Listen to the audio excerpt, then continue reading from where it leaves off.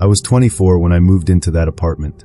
It was a small 2-bedroom place in Portland, Oregon. Old hardwood floors, creaky doors, and a faint smell of dampness that never really went away. I'd just gotten out of a breakup and couldn't afford to live alone, so when I saw a listing online looking for a roommate, I jumped on it. The ad said quiet tenant preferred, which was perfect because I mostly kept to myself anyway. The guy's name was Eli. He seemed normal enough when we met, maybe a little shy but polite. Early 30s, worked nights at some kind of warehouse job, said he liked to read and didn't go out much. Honestly, after the chaos of my last relationship, the quiet was a relief. For the first few weeks, everything was fine. We had opposite schedules, so I rarely saw him. He'd leave just before sunset and come home sometime around dawn. The few times we crossed paths, he was friendly but brief, always asking if I needed anything, if the heat was okay, or if I'd eaten. It almost felt like he was trying to be overly considerate. I remember thinking how rare that was in a roommate. But I started noticing small things, little details that didn't fit. At first, it was just that the kitchen light would be on when I woke up, even though I was sure I'd turned it off. Then a couple of my mugs disappeared. I figured maybe he accidentally broke them and didn't want to mention it. I let it go. But one night, I came home from work early, and something about the air in the apartment felt wrong. It was too still, too quiet, like someone had been standing there, holding their breath, waiting for me to come in. I called out for Eli, no answer. His bedroom door was closed, so I assumed he was asleep before his shift. I remember laughing it off, shaking my head, and going to my room. But when I opened my door, I froze. My desk chair was slightly turned, just a few inches, enough to face my bed instead of the wall. And my journal, the one I kept locked in a drawer, was sitting open on top of the desk. I didn't even have to look at the pages to know someone had read it. I wanted to believe it wasn't Eli, but who else could it be? The next morning, I brought it up casually. I told him I thought I might have misplaced some stuff in my room and asked if he'd seen anything. He gave me this weird half smile and said, "No, man. I don't go in your room. That's your space." His tone was calm, even reassuring. But as he said it, he never blinked. He just stared at me with this polite, almost studied expression, like he was watching how I'd react. After that, I started locking my bedroom door. It made me feel safer, at least for a while. But then came the noises. Around 2 or 3 a.m., I'd sometimes wake up to faint sounds, a slow creak, a soft tap, like footsteps just outside my door. One night, I swear I heard my doorknob turn. It stopped right before the latch clicked. I lay there in the dark, heart pounding so hard I thought I'd pass out. I didn't sleep at all after that. The next morning, I checked the hallway. Nothing seemed out of place, except the air vent near my room was slightly open. I'd never noticed it before, but it looked like someone had recently taken off the cover and put it back. I brushed it off. Maybe he'd been cleaning, I thought. But when I mentioned it later, Eli said, "Oh, that? Yeah, I just wanted to check the filter. Gotta keep the air clean." The way he said it sounded casual, but again, his eyes didn't match his words. There was no warmth in them. Just calculation. Over the next few weeks, I tried to avoid him. I'd stay late at work, hang out at a cafe, anything to limit my time in the apartment. But that kind of tension builds up, and eventually it breaks. Mine was on a Thursday night in February. I got home around midnight, exhausted, and went straight to the shower. The steam fogged the mirror, and for a moment, I just stood there, letting the water drown out my thoughts. When I got out, I wiped the mirror and froze. Behind me, through the half-open bathroom door, I could see a faint glow, like the flicker of a phone screen. Someone was standing in the hallway. I turned off the light, heart racing, and stepped out quietly. The hallway was empty, but Eli's door was wide open, and his room was dark. The glow was gone. I told myself I was imagining things, but when I glanced down, there were footprints. Wet footprints, leading from the bathroom door back toward his room. That was the first night I seriously thought about moving out. The next day, I called a friend and told him everything. He thought I was being paranoid, but offered to help me find a new place. I started packing that same weekend, quietly, trying not to draw attention. But Eli must have noticed, because the night before I planned to leave, he knocked on my door. "Hey," he said softly. "Can we talk for a sec?" I hesitated, but eventually opened the door just a crack. He was standing there holding 2 beers. "Did I do something wrong?" he asked. His tone was gentle, almost hurt. "You've been avoiding me. I don't like tension at home." I didn't know what to say. So I told him I was moving out because of work. A lie, obviously. He nodded slowly, that same unreadable expression on his face. Then he said, "You're not moving because of me, right?" His voice dropped an octave when he said me. It didn't sound like a question. It sounded like a warning. I told him no, of course not, and shut the door. I locked it immediately. That night, I didn't sleep. Every sound in that apartment felt amplified. The ticking of the kitchen clock, the soft hum of the fridge, the faint rustle of fabric from his room. I kept staring at the door, waiting for the knob to move again. At some point, maybe around 4 a.m., I must have dozed off. Because when I opened my eyes, the sun was barely coming up, and my bedroom door was open. I didn't hear it unlock. I didn't hear it move. But it was open maybe an inch. Enough to see the dark hallway beyond it. I could feel the cold air drift, grabbed my stuff, and left without saying a word. I didn't even bother locking the door behind me. My hands were shaking the whole drive to my friend's place. Later that week, I got a call from the building manager. She said Eli had moved out suddenly too, without notice. She sounded uneasy, and when I asked why, she told me something that still makes my skin crawl. When the cleaners went into his room, they found the vent covers off, not just the one near my door, but all of them. Inside, there were small holes cut into the drywall. And behind those holes, tiny lenses, cheap phone cameras, all pointed toward my bedroom. Some were wired to a laptop. Others had small memory cards taped to them. The police took everything. They told me the cameras had been recording for months, not just in my room, but in the bathroom too. There were hundreds of hours of footage. I never got to know what exactly was on them. I didn't want to. I moved in with a coworker after that and tried to move on, but I couldn't shake the feeling that Eli had known I was leaving, that he'd been watching me pack, maybe even reading my messages as I sent them. Sometimes I still wake up in the middle of the night and check my phone camera or cover my laptop with tape. I know it sounds paranoid, but after what happened, you can't unlearn that kind of fear. You start to realize how thin the walls are between safe and not safe. Every time I hear a creak in my apartment now, or see a shadow shift that shouldn't, I think about those nights, the soft footsteps outside my door, the slow turn of the knob, the fake smile. The quiet man who seemed too polite, too gentle, too normal. And I remember the one thing he said that still haunts me. When I told him I was moving out, and he gave me that blank stare, he smiled a little and said, "Good." I was getting tired of pretending. I didn't understand what he meant then, but now I do. At first, I tried to convince myself I was just being paranoid. Everyone has roommate quirks, right? Maybe Eli was just messy or forgetful, but it was the small, specific things that kept throwing me off. Like how my shoes would be facing the wrong way in the hallway, or how the toothpaste cap would be twisted on differently than I left it. Once, I came home and the TV remote was on the couch armrest instead of the coffee table. I hadn't watched anything that day. I told myself it was just coincidence, little things you overlook until your mind starts connecting dots that aren't there. Still, the apartment began to feel different. The air felt heavier.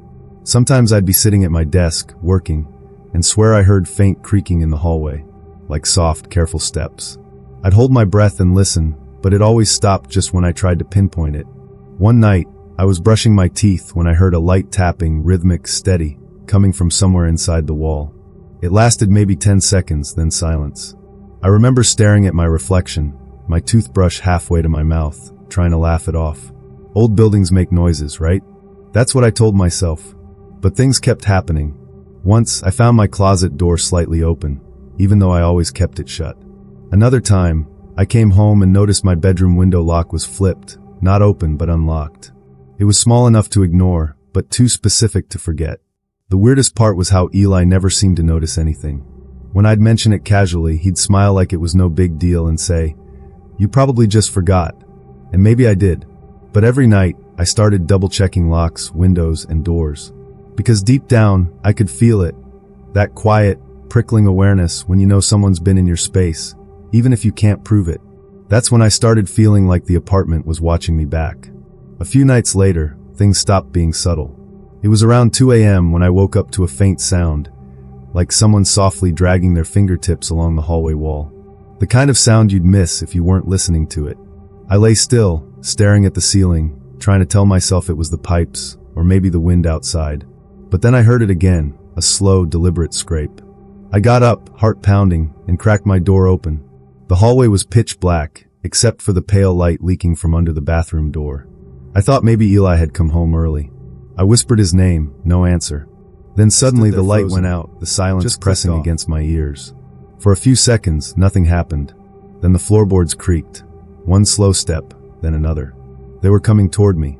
I slammed my door shut and locked it, backing away until my knees hit the bed.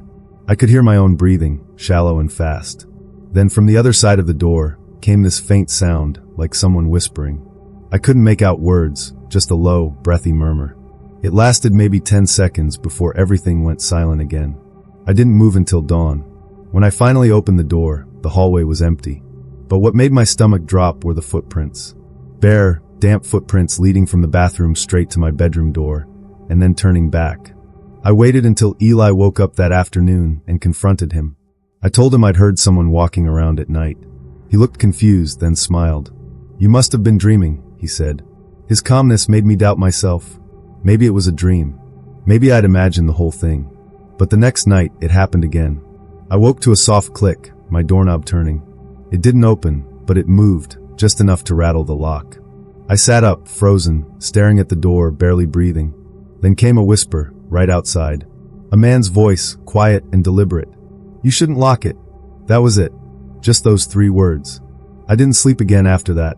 Every sound became a warning, every shadow a threat. I started to wonder if Eli was even sleeping at all, or just waiting for me to stop pretending I wasn't afraid. The breaking point came 2 nights later. I'd already decided I was leaving in the morning, no matter what. I packed half my things, kept my phone fully charged, and pushed my dresser in front of the door before going to bed. It felt ridiculous, but I needed to sleep without staring at the doorknob all night. Sometime after 3 a.m., a sound jolted me awake, a sharp metallic snap. Then came a low creak, followed by the dresser shifting an inch. Someone was pushing from the other side. I froze, listening. The pressure stopped, then started again, harder this time. The wood scraped against the floor. My pulse hammered in my ears. I shouted, "Eli, what the hell are you doing?" No answer. Just a pause, then another shove. I grabbed my phone and turned on the flashlight. The light caught something, a thin metal tool, like a screwdriver, sliding through the crack of the door near the latch. Someone was trying to open it. I panicked, dialing 911 with shaking hands. The dispatcher answered, but before I could even finish explaining, the door slammed against the dresser, rattling it so hard I thought it would tip over. I screamed that someone was breaking in. Then, as suddenly as it started, it stopped. Silence. I didn't move, didn't breathe. The dispatcher told me to stay on the line. I remember whispering that my roommate was trying to get in. When the police arrived 15 minutes later, they found Eli sitting calmly in the living room, barefoot, fully dressed, eyes wide and blank. On the floor beside him was a small toolkit. He told them he'd heard strange noises coming from my room and wanted to make sure I was safe. They took him in for questioning. I packed the rest of my stuff before the sun came up. I didn't even look back when I left. I moved out that same morning. I didn't even wait for my security deposit. My friend let me crash on his couch for a while, and I told myself I'd never live with a stranger again. The police never called back about Eli, not once. I tried searching his name online, but nothing came up. It was like he didn't exist outside that apartment. For months after, I couldn't sleep without locking every door, checking every corner. I kept seeing that image in my head, the screwdriver sliding through the door, the slow, careful pressure as he tried to get in. Sometimes I wonder what would have happened if I hadn't woken up that night. Would he have stopped at the door? Or would I have just disappeared, and no one would have known why? I still don't know what he wanted. Maybe he was just curious. Maybe he wanted to see how far he could go before I broke. But every now and then, when I wake up in the dark and hear a faint creak in the hallway, I still find myself holding my breath, waiting for the doorknob to turn. Because the quiet ones are always the hardest to hear coming. I've had a few roommates in my life, but only one I still think about, not because we were close, but because I never really figured out who she was. This happened 4 years ago when I was 26, living in a small college town in Ohio. I'd just gotten a new job at a printing company after graduation and needed to save money fast. I found an ad online for a shared apartment, quiet, clean, female roommate preferred. The place looked decent, rent was low, and the woman I'd be living with, Hannah, seemed normal enough when we met. She was maybe a year older than me, soft-spoken, polite, always wore these oversized sweaters and never looked directly at people when she talked. But she was kind. She even helped me carry boxes in on move-in day.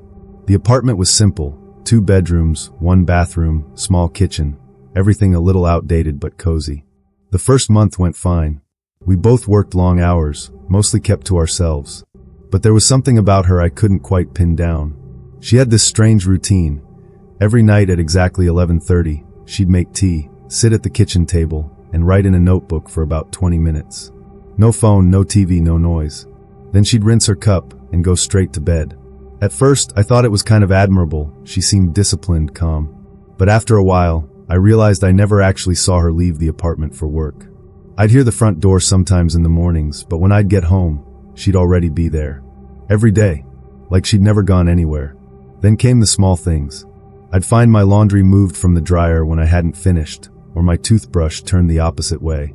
Once, my bed was slightly unmade, just a few wrinkles that hadn't been there before. I told myself I was overthinking it, that she was just being helpful, or that I was tired and forgetful.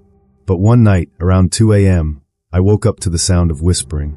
It wasn't coming from outside, it was inside the apartment. I sat up and listened. The voice was soft, almost like humming, coming from the living room. I slowly got out of bed, opened my door just enough to peek out, and saw Hannah sitting on the couch, facing the wall, knees tucked under her chin, whispering to herself. I called her name, gently at first. She stopped instantly. Didn't turn around, didn't move. Just froze. After a few seconds, she said, in a perfectly normal tone, "Sorry, did I wake you?" Her voice didn't match what I'd heard. It was calm, too calm. I said no and went back to my room. I couldn't sleep after that. The next morning, she was in the kitchen like nothing had happened, making tea, smiling. I asked what she'd been doing last night, and she just said, "Sometimes I talk to myself when I can't sleep. It helps me think."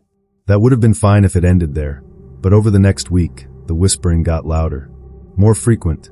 Sometimes I'd hear 2 voices, like she was having a full conversation with someone. I started locking my door at night. Then one morning, something strange happened. I went into the kitchen, and there was an unfamiliar coffee mug on the counter. It wasn't mine, and it wasn't hers. It said "Best Brother Ever" on the side. I asked if she had company over. She looked confused and said, "No." "Why?" I showed her the mug. She looked at it for a few seconds, then smiled faintly and said, "Oh, I guess I forgot I had that." Her tone was light, but her hand was shaking slightly when she picked it up. A few days later, I came home early and found her room door slightly open. I shouldn't have looked, but curiosity got the better of me. Inside, her walls were covered with photos, not taped, pinned, like she'd been studying them. Some were random people, taken from far away, in grocery stores, on buses, even sleeping in cars. And in the middle of them all was a photo of me, taken through my bedroom window. I froze. My heart dropped. I backed out quietly, grabbed my keys, and left. I sat in my car for almost an hour, trying to figure out what to do. Should I call the police? Move out? When I finally went back in to pack some essentials, her door was closed again. But something was different.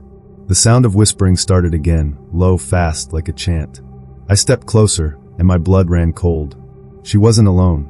There was a man's voice answering her. I didn't stay to see who it was. I left that night and stayed at a motel. I texted her the next day, saying I was moving out. No response. A week later, I went back with a friend to grab the rest of my stuff. The apartment was empty. Her room completely cleared out. No clothes, no furniture, not even a trace of dust where the photos had been. It was like she'd never lived there. I asked the landlord if she'd given notice, and he looked confused. He said, "Hannah, no one by that name's on your lease. The person who signed it was Rachel Turner." I didn't know any Rachel. When I showed him a photo of Hannah from my phone, he frowned and said, "That's the girl who lived here before you moved in. She left 6 months earlier." I told him that couldn't be right. I'd been living with her for almost 3 months.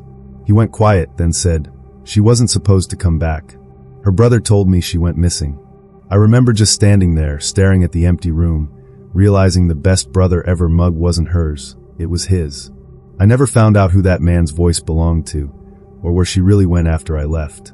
But sometimes I'll be out somewhere, grocery store, coffee shop, walking to my car, and I'll feel it. That faint sensation of being watched. And in the crowd, I'll catch a glimpse of someone wearing an oversized sweater. Just for a second. Then they're gone. I've learned not to look too long, because some people don't like being noticed until they're ready to replace you. At first, I kept trying to convince myself that everything was fine, that Hannah was just quiet, maybe socially awkward. The strange habits could have been harmless, but then small things around the apartment started to feel off. It began with sounds, soft footsteps in the hallway at night when I knew she was in her room. Sometimes I'd hear the kitchen faucet run for a few seconds and then stop, like someone turned it on and changed their mind. Once, I woke up to the faint sound of humming, a woman's voice, coming from the bathroom. When I checked, the light was off and no one was there. Then things started moving. My makeup bag ended up on the kitchen counter. The charger I kept beside my bed was in the living room. Once, my bedroom door cracked open when I was sure I'd closed it before sleeping. It was never anything huge, but enough to make me second-guess myself. When I mentioned it to Hannah, she just smiled and said, "You must be tired from work." The way she said it wasn't rude, just dismissive, like she didn't want to talk about it. Her behavior, though, started changing too. She became quieter, almost like she was listening for something all the time. I'd catch her staring down the hallway, head slightly tilted, eyes unfocused, like she heard something I didn't. One night, I came home late from work, and all the lights in the apartment were off. As I walked in, I heard faint breathing. Not heavy or fast, just steady, slow, deliberate. I turned on the light, and Hannah was sitting at the table in the dark, her hands folded neatly in front of her, smiling like she'd been waiting for me. It was 11:30 p.m., exactly the same time she always started her routine. And that's when I realized I didn't actually know what her routine was. The next few nights got worse. The apartment felt different, heavier, like the air itself was listening. I started hearing quiet noises in the walls. Not the creaking of old pipes, this was softer, irregular, like someone dragging their fingers along the plaster from the other side. One night, I was getting ready for bed when I heard Hannah talking in her room. At first, it was just muffled words. Then I realized she wasn't on the phone. There were pauses, like she was waiting for someone to answer. But I only heard her voice. It went on for almost half an hour. Low, whispery, like she was sharing secrets with someone sitting right beside her. Then, just as I was about to knock on the door, it stopped. Complete silence. I stood there for a moment, then heard her bed creak, the sound of her lying down. The next morning, I noticed something strange in the kitchen. There were 2 mugs on the counter. One was hers, the floral one she always used. The other said "Best brother ever." It definitely wasn't mine. When I asked about it, she froze for a moment, just a flicker, then smiled and said it was an old gift. Her tone was calm, but her eyes looked wet, like she was holding back tears. After that, the whispering started again, only this time it wasn't just at night. I'd hear it in the middle of the day, when I was home alone. A faint hum from her room, sometimes followed by a man's voice, low and distant, saying something I couldn't make out. I stopped sleeping properly. Every sound made me jump. One evening, I found her standing in the hallway, facing my bedroom door. I asked if she needed something. She blinked a few times, almost like she'd forgotten where she was, then said, "You left the light on." I looked past her. My door was shut, lights off. That's when it hit me. She wasn't just strange. She was studying me. Because every time I moved through the apartment, every habit, every routine, she somehow already knew. And that night, when I finally checked the photo frame on my desk, I noticed a reflection in the glass. Someone standing behind me, just out of view. But when I turned around, the hallway was empty. That night, I locked my bedroom door for the first time since moving in. I kept the light on, sitting on my bed with my laptop open, pretending to work, but I couldn't focus. Every sound in the apartment seemed sharper. The faint tick of the clock, the occasional hum of the fridge. Then, around 2 a.m., I heard the softest creak from the hallway. I froze. It was slow, careful, like someone trying not to be heard. Footsteps, bare feet, right outside my door. I held my breath. A shadow passed under the gap at the bottom of the door, stopping just in front of it. Then came the whisper. So quiet I thought I imagined it. "Why did you take my room?" My heart dropped. The doorknob turned slowly. I jumped up and grabbed it, holding it still. The pressure on the other side was gentle but insistent, testing. I shouted Hannah's name, no response. The pressure stopped. Then a quiet knock. 3 slow taps. After a long silence, I finally heard footsteps retreating down the hall. I stayed up the rest of the night, gripping a kitchen knife and staring at the door. When morning came, I walked to Hannah's room. The door was wide open. Her bed was unmade, the window cracked open, and on the nightstand, 2 mugs. One floral. One that said "Best brother ever." Both filled with cold coffee. I checked her closet. Empty. No clothes, no shoes, not even a toothbrush in the bathroom. It was like she'd never lived there. I called the landlord, panicked, demanding to know where she went. He was confused, said no one named Hannah was listed on the lease, just me and a previous tenant who'd moved out last year after her brother died in that same unit. I hung up, staring at the mugs again. The floral pattern wasn't hers. It was mine. I moved out the next day. I didn't even pack properly, just shoved what I could into my car and left the rest behind. I didn't care about the deposit or the lease. I just needed to get away from that place. A few weeks later, curiosity got the better of me. I searched the address online. It didn't take long to find an old article.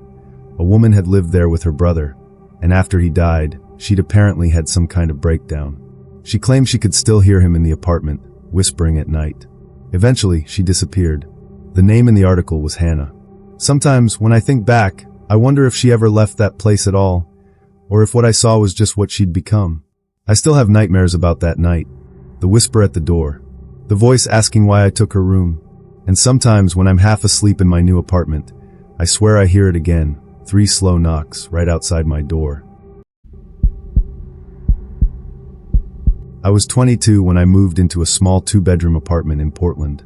Rent was ridiculous, so when I found a quiet, neat guy named Ethan looking for a roommate, it felt like a lucky break. He worked nights as a security guard, barely talked, and always paid rent on time. Honestly, it was perfect. We hardly crossed paths. The first few weeks were normal. He kept his room locked when he wasn't home, but that didn't bother me. Everyone has their privacy. The apartment was clean, bills were split evenly, and we coexisted without issues. But I started noticing little things that didn't make sense. The smell of bleach coming from his room even when he was gone. Trash bags that disappeared before I could take them out. And once, when I came home early, I swear I heard something moving behind his locked door, slow, dragging, like someone shifting heavy furniture. When I asked if everything was okay, he smiled, too wide, and said, "Just fixing something." That was when I realized I'd never actually seen what was in his room. A week later, things started feeling off. Subtle, but enough to keep me on edge. My phone charger went missing. The kitchen scissors were gone too. I figured maybe I misplaced them, until both turned up on the counter a few days later, wiped clean like they'd never been used. Ethan was still quiet, polite, and oddly formal. He'd always greet me with the same line. "Everything all right?" Every time, same tone, same half smile, like he was practicing it. He kept his door locked at all times. Even when he was home, I could hear the click of the lock behind him. Sometimes he'd open it just a crack when he left, and I'd catch a glimpse of something strange. Heavy black curtains blocking the windows, and once, a metal table with what looked like tools laid out neatly on it. At first, I told myself it wasn't my business. But then late one night, I woke up to the sound of footsteps. Slow, deliberate, pacing the hallway. I checked the time, 2:47 a.m. Ethan should have been at work. The footsteps stopped outside my room. I lay there frozen, watching the faint light under the door. After a long silence, I heard something metallic scrape softly against the wood, like the edge of a key tracing along it. Then nothing. The next morning, Ethan was sitting at the kitchen table, calm as ever. He smiled and said, "Rough night?" I wanted to ask how he knew I hadn't slept, but his tone made me drop it. That's when I noticed his keychain on the counter. There were 3 keys on it. One for his room, one for the front door, and one smaller, identical to mine. That shouldn't have been possible. The landlord only gave us 2. That was when I started locking my bedroom door at night. And from that night on, I started hearing the sound of a lock turning somewhere in the apartment, but never knowing which door it was. The next few days were miserable.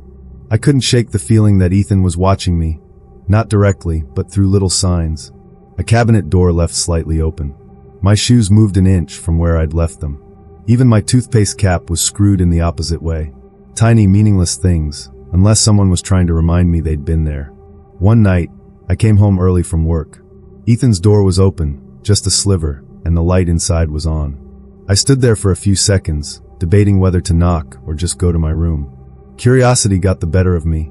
I leaned forward, just enough to peek through the gap. The smell hit first, bleach, metal, something sour underneath it. His bed wasn't a bed at all, just a thin mattress on the floor. Against the wall was a table lined with zip ties, duct tape, gloves, and what looked like labeled jars. I didn't look long enough to read what was inside them. Suddenly, the floor creaked behind me. Looking for something? I jumped so hard I nearly fell into his room. Ethan stood there, holding a grocery bag, expression completely blank. Then that smile, slow, deliberate. "You shouldn't be near my room," he said quietly. "Privacy's important." I mumbled an apology and hurried into my room, locking the door the second it shut. My hands were shaking. That night, I heard him pacing again. Slower this time. He stopped outside my door for what felt like forever. Then a faint scratching sound, deliberate, rhythmic. When I finally looked, I saw a small slip of paper being pushed under the door. It said, "Don't go in there again." The next morning he was gone, his shoes were missing, and his keychain wasn't on the counter. For the first time since I'd moved in, I felt a strange relief. That lasted until I noticed the small camera lens tucked between the books on my shelf, blinking red.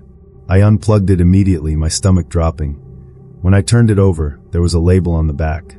It said property of E. Mercer. Ethan's full name. I didn't go to work that day. I packed a bag instead, but I didn't make it out before nightfall. Because when I went to grab my car keys, they weren't on the hook. They were inside his room, on that metal table. I stood frozen in the hallway, staring at his open door. That MY keys were right there on the table, gleaming under the light. Every instinct told me to leave them, to get out, run, never look back. But without them, I couldn't even start my car. I stepped inside. The air was thick, heavy with that same chemical smell. The curtains were drawn tight, the walls bare except for one, where dozens of Polaroid photos were taped in uneven rows. My heart dropped when I looked closer. There were pictures of me, sleeping, eating breakfast, sitting at my desk. Some taken from inside my room, others from angles that didn't make sense, like through the vents or the crack beneath my door. A floorboard creaked behind me. I spun around, and Ethan was standing in the doorway. His eyes were cold, unblinking. In his hand was something metallic, a small utility knife. "You shouldn't have come in here," he said softly. I backed up, trying to sound calm. "Ethan, I just came for my keys." He stepped closer. "I was trying to keep you safe," he whispered. "You don't understand what kind of people live in this building." He raised the knife slightly. "But you had to look." I grabbed the nearest thing, a chair, and threw it. It hit the wall, not him, but it gave me enough time to run. I bolted down the hall, out the front door, and didn't stop until I was in my car. The keys, I didn't even remember grabbing them, but they were in my pocket. As I sped off, I looked back once. Ethan was standing in the window, just watching me go. No expression, just that same blank face, lit by the flickering kitchen light. I never went back for my things. I told the landlord there'd been a break-in, that I didn't feel safe, and he agreed to let me terminate the lease. I didn't tell him about the photos or the knife. I didn't even have proof. When the police checked the apartment a week later, they said no one named Ethan Mercer had ever been on the rental record. His room was empty, spotless, like no one had ever lived there. They found nothing, not the photos, not the jars, not even the mattress. Just a clean, locked space. For months, I kept expecting to see him somewhere, in the grocery store, standing across the street, waiting outside my new building. But he never showed up. Still, every time I move into a new place, I check behind the vents and inside the closets first. Because sometimes, when I'm about to fall asleep, I can almost hear that slow click of a lock turning somewhere close. And I never know if it's mine or someone else's.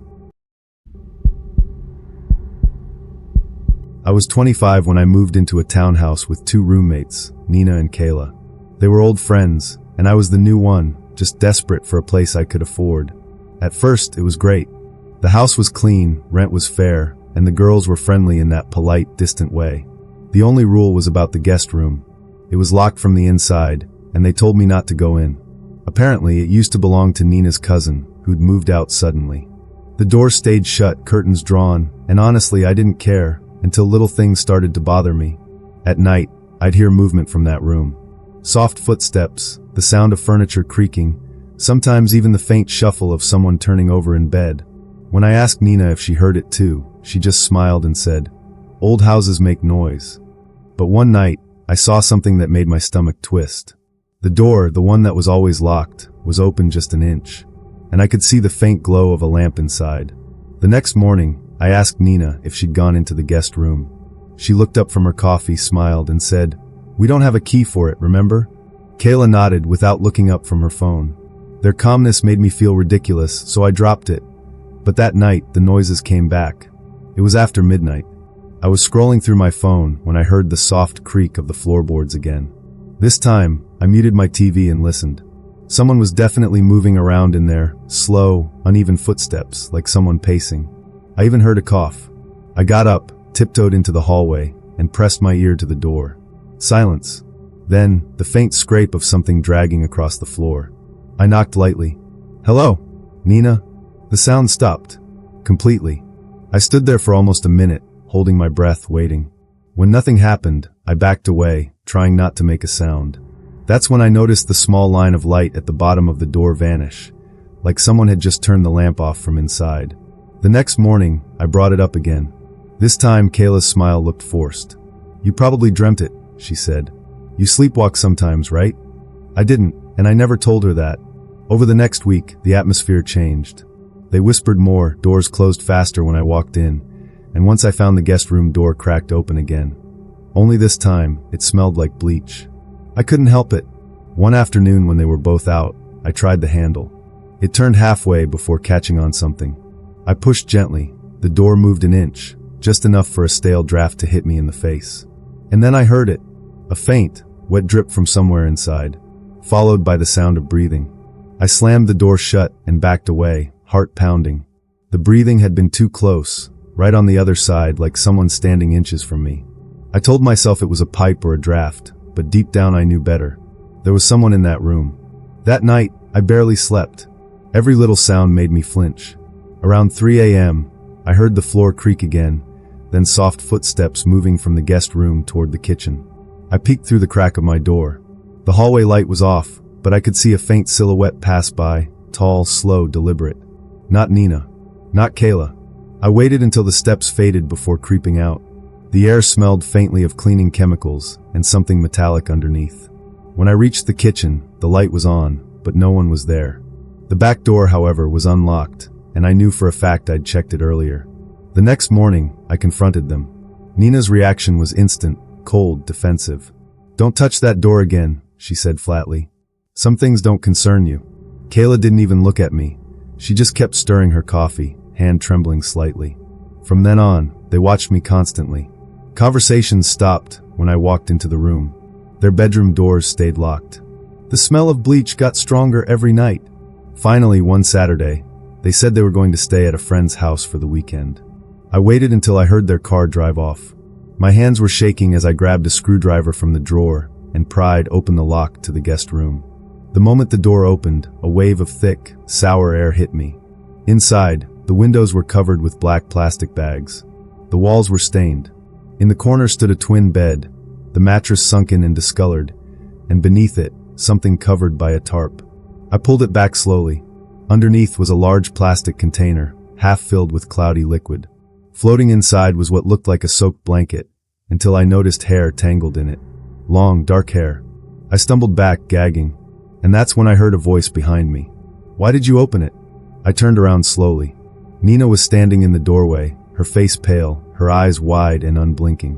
Behind her, Kayla hovered, trembling, her hands clutching the doorframe. Nina stepped inside first. "You shouldn't have seen that," she said softly. Her tone wasn't angry.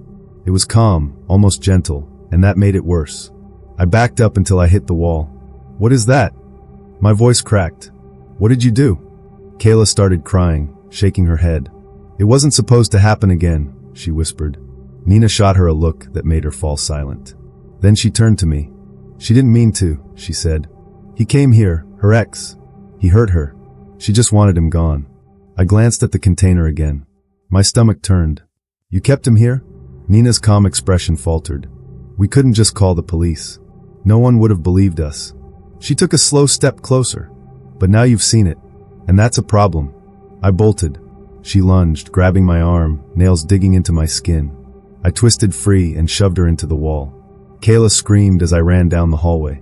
I grabbed my keys, yanked open the front door, and sprinted out into the street barefoot. I didn't stop running until I reached the gas station 3 blocks away. I locked myself in the bathroom and called 911, shaking so hard I could barely speak. When the police arrived, they found the room empty, no container, no tarp, nothing. The floor was freshly mopped, the air thick with bleach. Nina and Kayla were gone. All that was left behind was a single Polaroid taped to the inside of the guest room door. It showed me, standing in that same room, looking terrified. The police searched for weeks but never found Nina or Kayla. Their phones were disconnected, their social media wiped clean, and their car was discovered abandoned 2 towns over. The landlord said they'd only lived there for 6 months before I moved in, and before that, no one stayed long. They never found the container either. The guest room was spotless, almost unnaturally clean.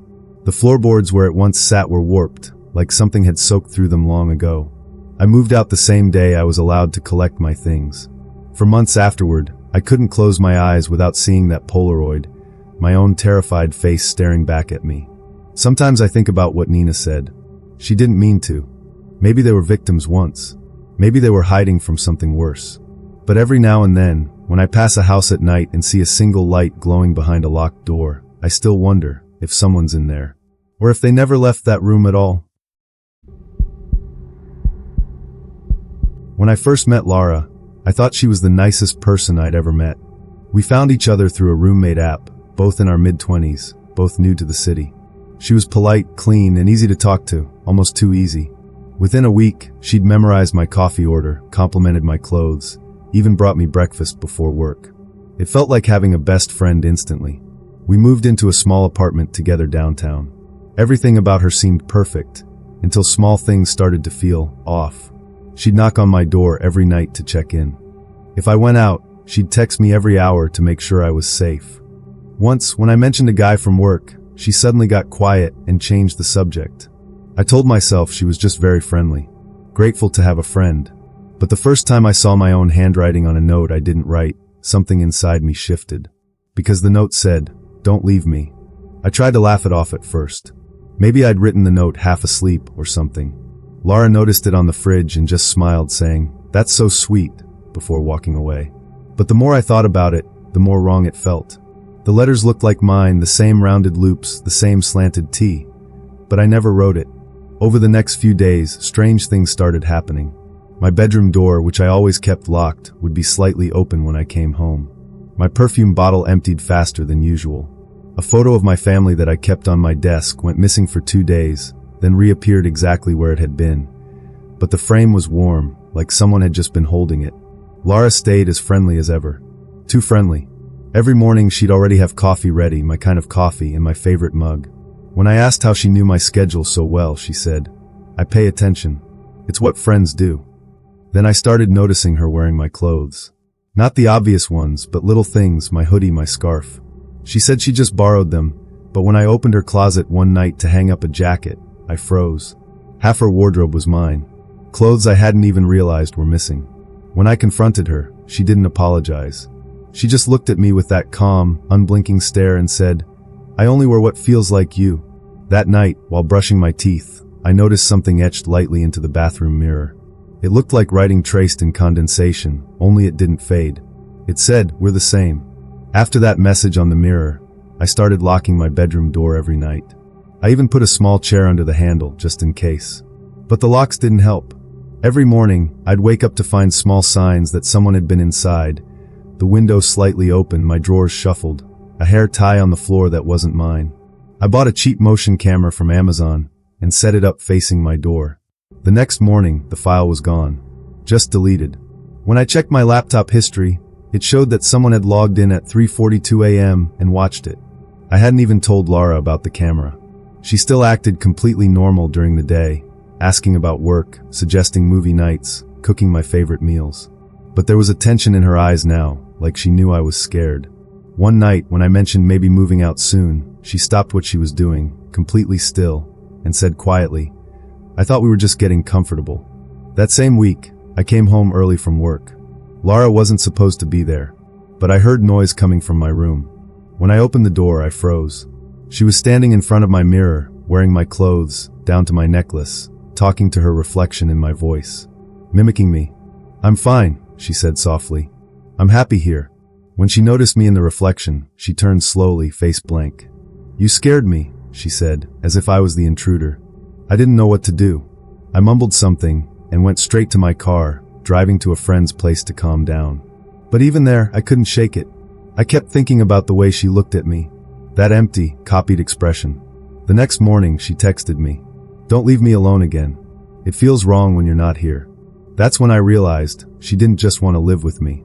She wanted to be me. The next night, I went back to the apartment to grab a few things, just essentials before I found somewhere else to stay. It was around midnight, and the building was quiet except for the hum of the hallway lights. I didn't even plan to see Laura. I figured she'd be asleep. But when I opened the door, all the lights were on. My clothes, the ones I'd seen in her closet, were laid out neatly on the couch. My shoes, my jacket, even my old ID badge from work. It looked like someone had recreated me piece by piece. "Laura?" I called out. No answer. Then I heard something from my room. Slow, uneven breathing. I walked closer, trying to stay calm. The door was half open. Inside, she was sitting on my bed, wearing my exact outfit. Jeans, the gray hoodie, even the necklace I'd thought I lost. My hairbrush sat beside her, full of strands of my hair. She smiled faintly when she saw me.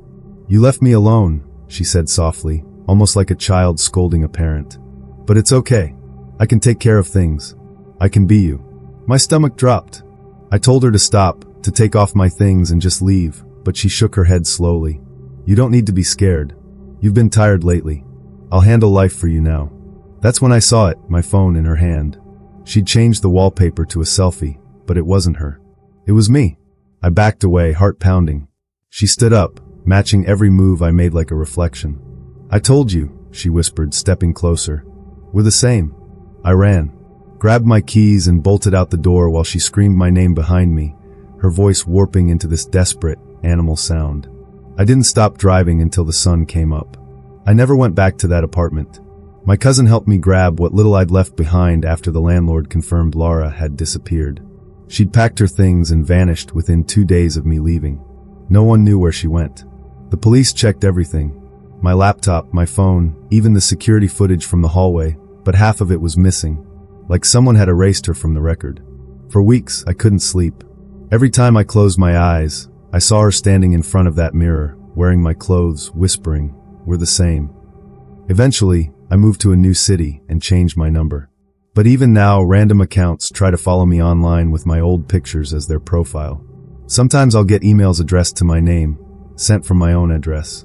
I keep wondering if she's out there somewhere, still pretending to be me. Or worse, maybe someone else has already let her move in. When I first met Josh, I thought he was the kind of guy who'd been through too much for his age. He was 27, quiet, polite, but there was always something a little sad behind his eyes. We met through a roommate app in late 2019. I had just gotten a promotion and rented a 2-bedroom apartment downtown. Rent wasn't cheap, and Josh needed a place fast. It seemed perfect. He told me he'd just gotten out of a bad situation. I didn't push for details, just figured he meant a breakup or family drama. He was respectful, paid rent on time, and kept to himself. Honestly, he was the best roommate I'd ever had.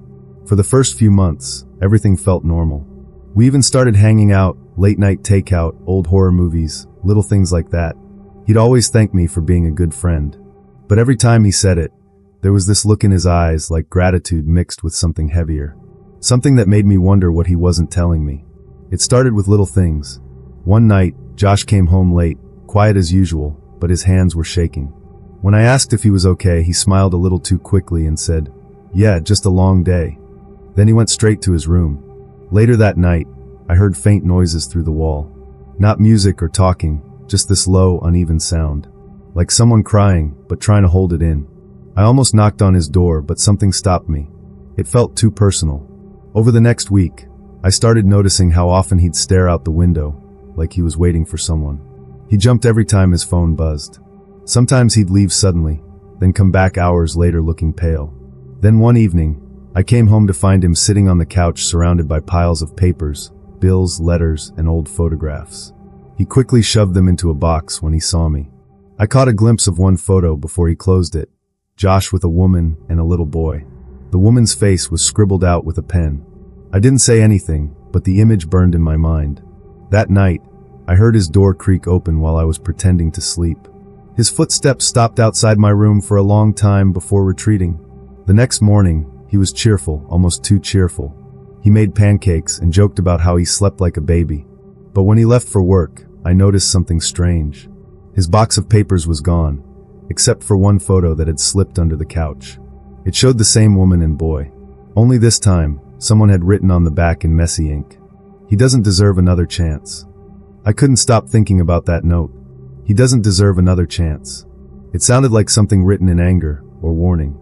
I tried convincing myself it was about a breakup, maybe a messy divorce, but deep down, I knew it was darker than that. A few days later, I came home early from work. Josh wasn't there, and his bedroom door was unlocked for once. I hesitated, then pushed it open. The room was bare except for a desk, his bed, and that same box of papers I'd seen earlier, now half open. My curiosity got the best of me. Inside were photos of the same woman and boy, a restraining order, and a folded newspaper clipping. The headline hit me like a brick. Local woman and child found dead in suspected murder-suicide. But the photo underneath showed Josh, standing behind the victims in some family photo. My stomach turned. Before I could process it, I heard the front door unlock. I barely managed to slide the papers back and close the door before he stepped into the apartment. He called out my name like nothing was wrong. I couldn't look at him the same way. That night, I made up an excuse about visiting family just to get out. He smiled politely, but there was something new in his eyes, suspicion. When I came back 2 days later, the box was gone. Completely vanished. He acted like it had never existed. Then the messages started. Not from him, from a number I didn't recognize.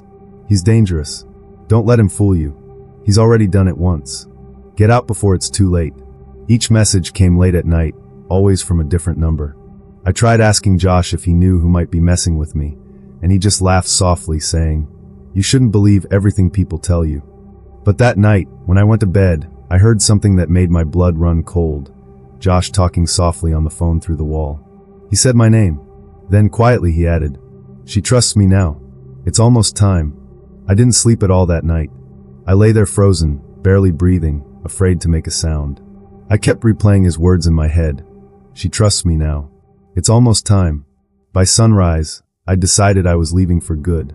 I started quietly packing my things, but every creak in the floor made my heart jump. I thought he was still asleep until I heard his door open. "Going somewhere?" he asked. He was standing in the hallway, half smiling, eyes tired but sharp. I stammered something about staying with a friend for the weekend. He stepped closer. "You know," he said softly, "people always leave when they find out, but you're different." I could tell. I tried to keep my voice calm. "Find out what?" He looked down, almost guilty. "About what happened to them. Everyone thinks I did it. They don't understand. I love them."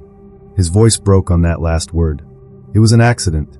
I just wanted her to listen." The air felt heavy, suffocating. I took a step back, but his expression changed. That flicker of sadness turned to something else. "Please don't leave," he whispered. "You make it quiet again. Peaceful." I ran, bolted for the door. He grabbed my wrist, not rough, but firm enough to stop me. His hand was shaking. "I'm not that person anymore," he said. "Don't make me be him again." I don't even remember pulling free. I just remember the sound of my own heartbeat and his voice calling after me as I sprinted down the stairs. By the time I reached my car, my hands were trembling so badly I could barely turn the key. I didn't look back, but as I drove away, I saw him in the window, calm, almost smiling, like he'd expected me to run all along. I never saw Josh again. I filed a report the next morning, told the police everything I'd found, the newspaper clipping, the messages, his confession. But when they checked the apartment, there was nothing. No photos, no papers, no trace of the box. They said he'd moved out that same night, just a few hours after I left. For months, I couldn't relax. Every time I heard footsteps behind me or a knock at my door, I'd freeze. I kept wondering if he blamed me, if maybe he thought I'd betrayed him too. Then about a year later, I got a letter in the mail. No return address. Inside was a single photo, me standing in front of my new apartment building.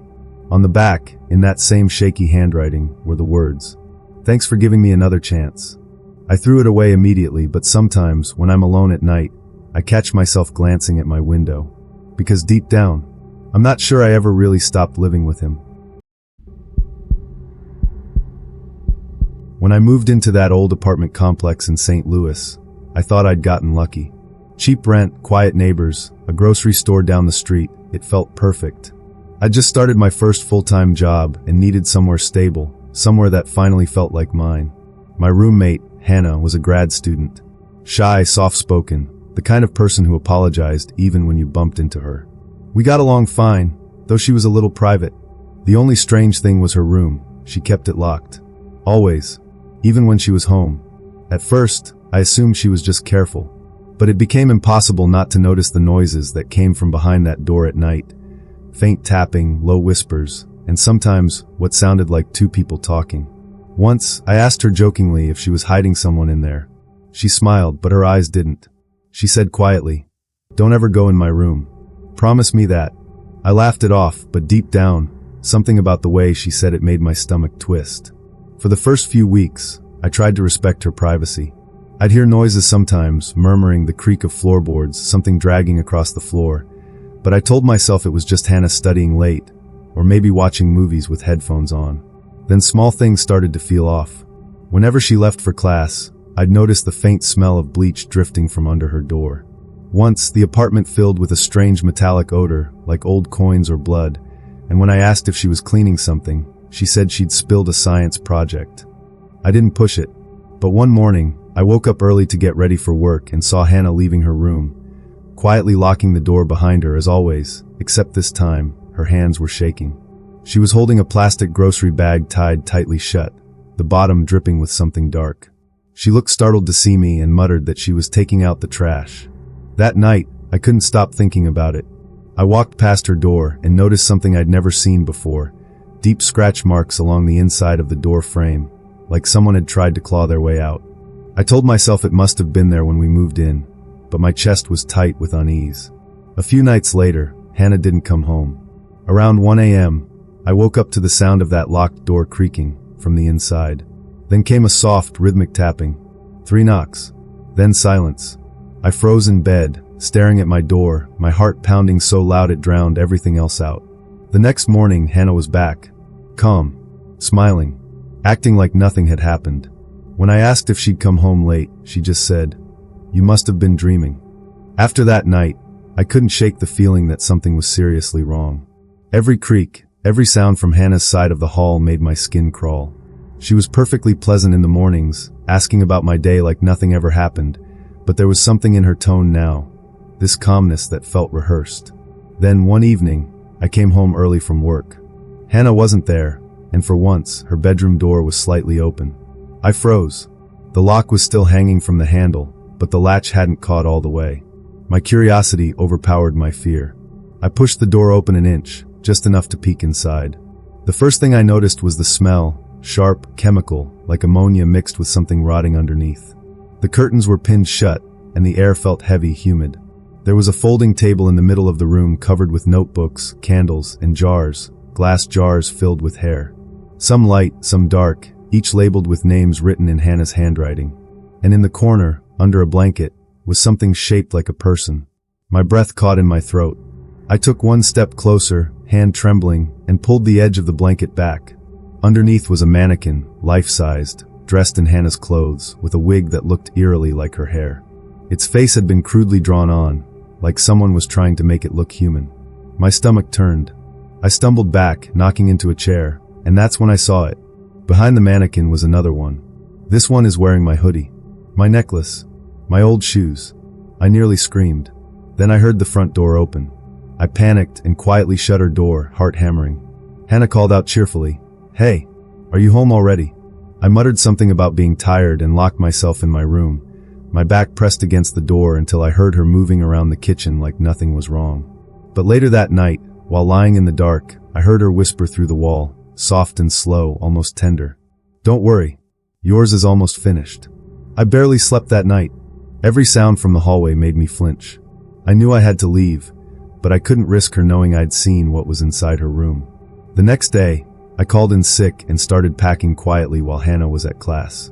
I stuffed my clothes into trash bags, avoiding anything that might make noise. I planned to leave that night and never come back. But around sunset, I heard the front door unlock. My stomach dropped. She wasn't supposed to be home yet. I froze as she stepped inside, her voice soft but steady. "You went in my room, didn't you?" I didn't answer. I just kept folding clothes, pretending not to hear. She walked closer, slow footsteps against the floor. "You saw her, didn't you? You weren't supposed to." When I finally turned around, she was holding one of those glass jars, the one with a piece of my hair in it. I hadn't even noticed it was missing from my brush. "I was trying to protect you," she said.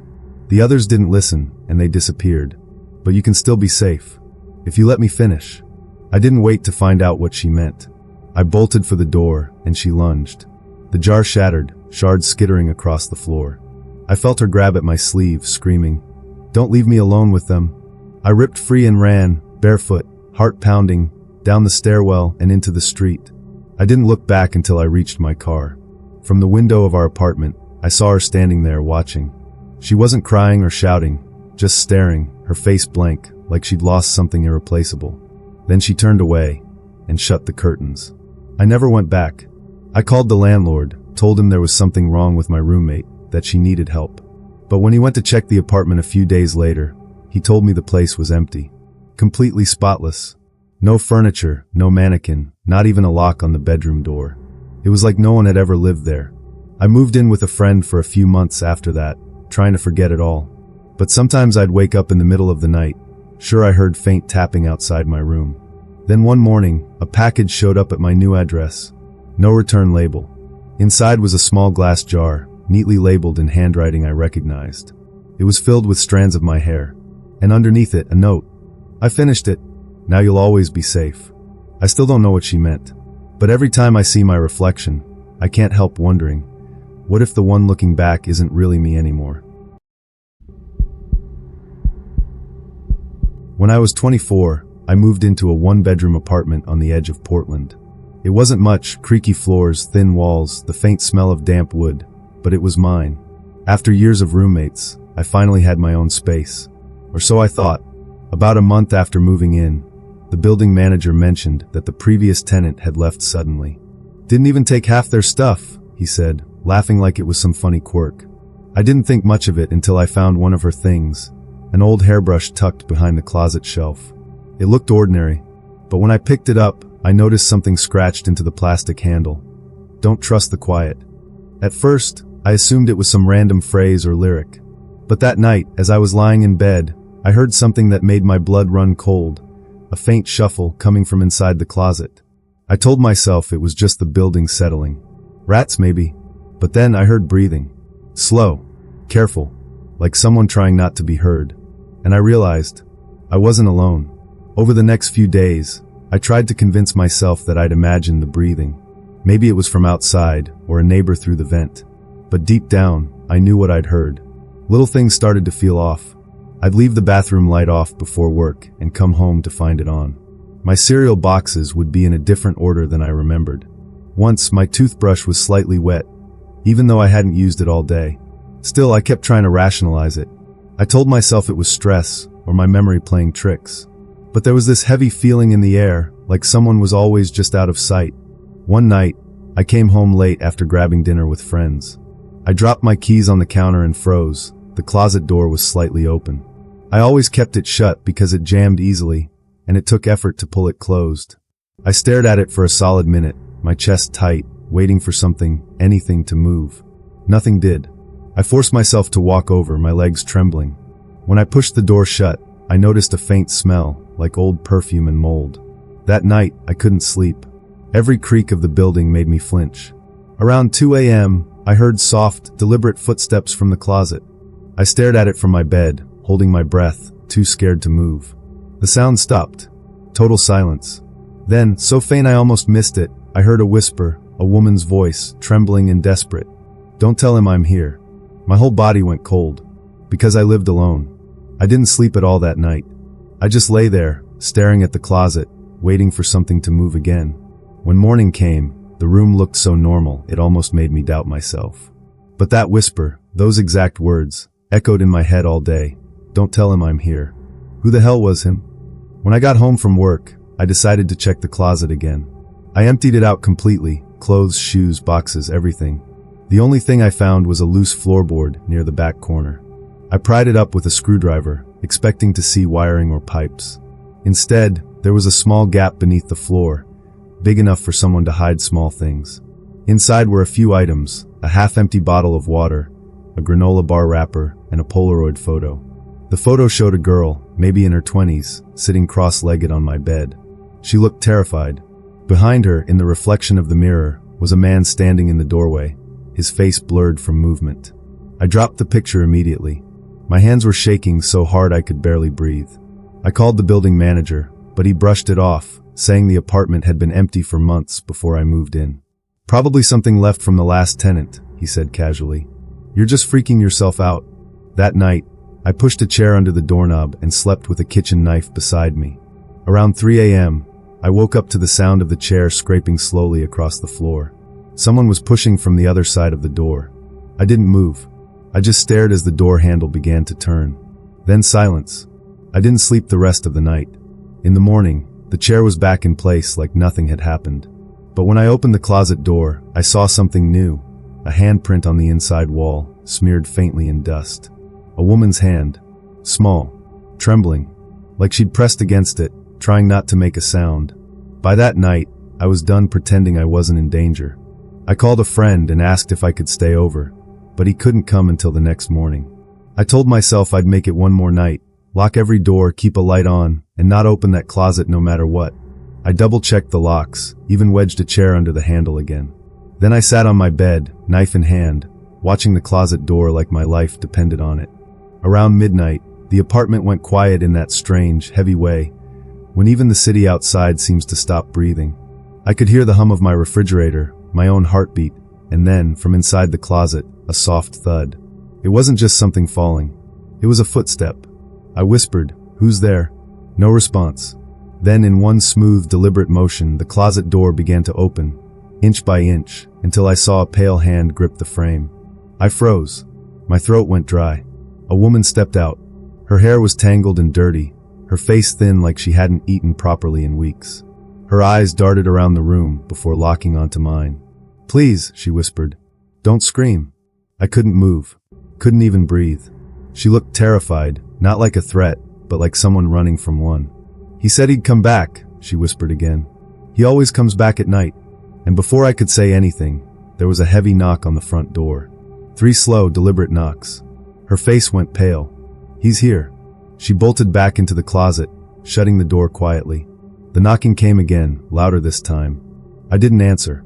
I just stood there in silence, staring at the door, shaking uncontrollably. After a few moments, the knocking stopped. Whoever it was left. But when I finally opened the closet again, she was gone. I moved out the next morning. I didn't even pack everything, just grabbed my essentials and left. The building manager didn't look surprised when I told him I was done. He didn't ask questions either, which somehow made it worse. A few weeks later, I got a call from the police. They said a maintenance worker had found a hidden crawl space behind the wall of my old closet. Inside were blankets, food wrappers, and a stack of Polaroid photos. Every single one showed different tenants sleeping in that same apartment, including me. The woman in the photos, the one hiding in my closet, was identified as the previous tenant. Her boyfriend had gone missing months before I moved in, but they never found him. Sometimes, when I can't sleep, I still think about that last night. The knock on the door. The way she whispered, "He's here." And I wonder, what if he never left?